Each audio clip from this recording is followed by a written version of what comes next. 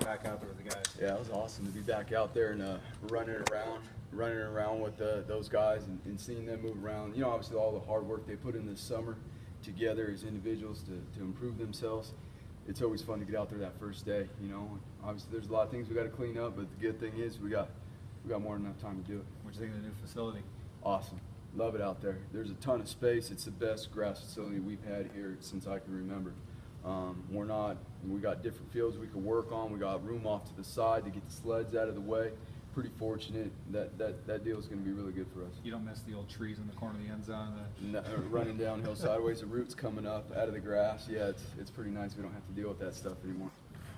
You know, we're talking to Joe Marrone here in a little bit, and where is he at with his game? And I guess he's going to play a little bit of offense, but how's he doing for you? He's doing awesome. You know, obviously he missed half the summer to go play baseball, which was an unbelievable experience for him.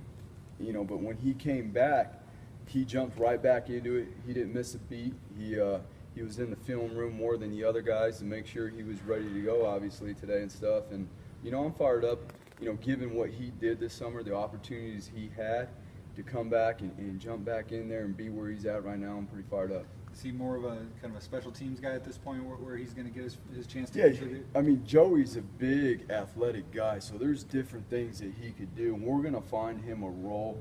You know, obviously he's got some guys with experience in front of him at linebacker, but, you know, I've told all these guys, we got to go to practice every day like you're preparing to be the starter, because at some point you're probably going to be, you know, as long as you do it right. Now, obviously special teams are going to be huge for him. As for a lot of those linebackers, you know, and then obviously we'll see about his role in offense, see if he gets to do anything. Is he playing middle or? He's playing Mike linebacker. Yeah. And then you obviously got Tanner and Ben back, who did a ton last year, but both got hurt. And then you got Tyler Gray and Blake Green have been around forever. How's that competition stack up? You know what? It's awesome. It's we've had some veteran guys that were banged up last year. Therefore, the younger guys got an opportunity to play. So, you know, one man's misfortune is another man's opportunity, and obviously last year it was a struggle for us, you know, with inexperience in there, but as we've said all along, we knew going into this season, you know, it was going to pay off for us, and all those guys are doing a great job competing with each other, not against each other, and that's my big deal, is we're out there to make each other better and push each other as we do it. How you gonna sort out who gets to play? How are you gonna find playing time for these guys? We got what, 3 weeks here to sort all that out. So right now I'm trying to teach them all, you know, as much as we can, and clean up all their fundamentals. And whoever is, you know, does their job the best and is the most productive, at the end of the day, as a defense staff, we'll sit down and we'll talk about who makes our defense the best. You know, obviously it's a good problem to have in trying to sort that situation out. Ben's been out for so long. How much does that set him back, not being able to be out on the field Ben's for the last sharp. 8-9 months? Yeah, Ben's sharp now. He knows it, and when he wasn't out there on the field, he was on the sideline and he's dialed in. I could hear him making all the calls right behind me all the time, and I'm sure it was fun for him to get back out there and run around today. But if you ask him, I guarantee you he wants to get a lot better. He wants to get, you know, there's obviously things he needs and wants to get better at after sitting on the shelf for a couple months there. Did you get a good look at 95 today, Leighton Vander Esch, Salmon River kid? Right. 1A D2, but does he have the body to compete at this level and then make the team? There's no question. He's a long, athletic body. I mean, that's what we're looking for. He's a smart kid. He gets things. He understands things. I mean, he was playing 8-man football. You know, that's what he's played before. He's hopped out there, and it's a whole different world for him today. But we've met and we've done some things, and he's a guy that, you know, you tell him something once, he's probably got it. You tell him something twice, he's got it. So that's encouraging. You know, obviously his development here this first season with Coach Pittman is going to be the biggest thing. Now that guy, he's going to be a big boy. He's got big old hands. You look at his neck right now. He's got a big old neck on him. I mean, he's got a wide frame, so it's exciting. Sky's the limit for him. He's going to work hard, so he's going to develop a lot. You played with Mike Sanford, now you get to coach with him. What do you remember about him back then? What have you seen out of him as a coach since he came back? It's awesome to get back with not only the guys that coached me and Mike back in the day, but now obviously to coach with the guys that we played with. For us to get to share not only the things that we learned at Boise State back in the day, but everything we've learned, you know, wherever else we've been, to help these guys, to help this team, you know, succeed. You played with Marcel, or played under Marcel, but I don't think you ever actually coached with him before. No, this, right? What's your impression been of him now working with him? I love him. I mean, that was a huge deal when I heard he was coming back to be the DC. You know, I called him up and I said, hey, you know, I want to stay if you want me to stay and be the linebackers coach, because I would love to work for you. And, you know, it's been a great experience here, you know, thus far. He is a great defense coordinator to work with.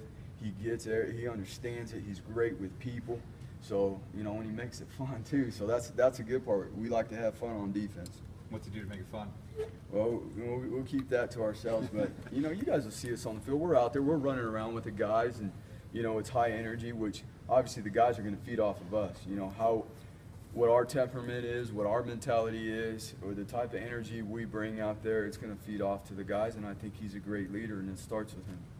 What did you ask you about Joey Martino's hairdo? Where did you get that from? He showed up yesterday, and he had a hat on, so I didn't see it till we got into meetings. He took off his hat, but hey, I like it. That's his swag, you know. It's his camp haircut. It's what he's rolling with, and you know, I'm sure a couple of those other guys will get some camp haircuts pretty soon as they take their pictures. Did you guys follow Joey while he was down in Arizona playing? I think I got some baseball fans on the coaching staff. Oh yeah, no doubt. I mean, I was constantly looking things up or texting him, you know, to find out how he was doing on all that stuff. Obviously, as I told him when this whole thing started, there is a few of us baseball fans on staff, so I was fired up for him, you know, and you know, if he decides to do it again and he eventually makes his way to Boise, you know, I'm pretty sure that crowd's going to be pretty big to watch him play because, you know, one, he's our guy. We're rooting for him, and like I said, we like baseball too. And then if you could compare, you know, the last year's linebacker situation to this year. I mean, last year you guys had to plug and play a lot of young kids, and this year, you know, it's created kind of a wealth of depth, I guess you could say. Right. No, like I said before, it's a great problem to have. We'll find ways to get all these guys reps to prove what they could do, and that's my message to them. You just keep working. You keep working hard for Coach Yates, for Coach Harsin, and we'll find ways so that you could get your reps to show you what you could do so you could earn a role, whatever that role may be. There's going to be guys that have bigger roles than others. That's just the way it is. But if a guy is deserving, you know, to have one, we're going to find something for him to do, whether it's a certain package when more linebackers are in the game or whatever it may be. And obviously the special teams is huge, you know, for a handful of those guys. Does Coach Sanford just kind of yell over at you or something when he needs Joey on offense, or how does that kind of be? Yeah, we'll plan that out a little bit. You know, we'll get rolling that. We want to let Joey get settled in with the defensive stuff right now, and then you know, Joey will pop over there and do some things, and you know, we'll work it out. So they're awesome about it. We work with them. Once again, I mean, that's a pretty cool situation for one of our players to get to have a dual role on both sides of the ball. So I'm all about it. So we'll work closely together with the offense side of the ball so they could get them when they need them and stuff. So yeah, it's not an issue. Shows how unique of an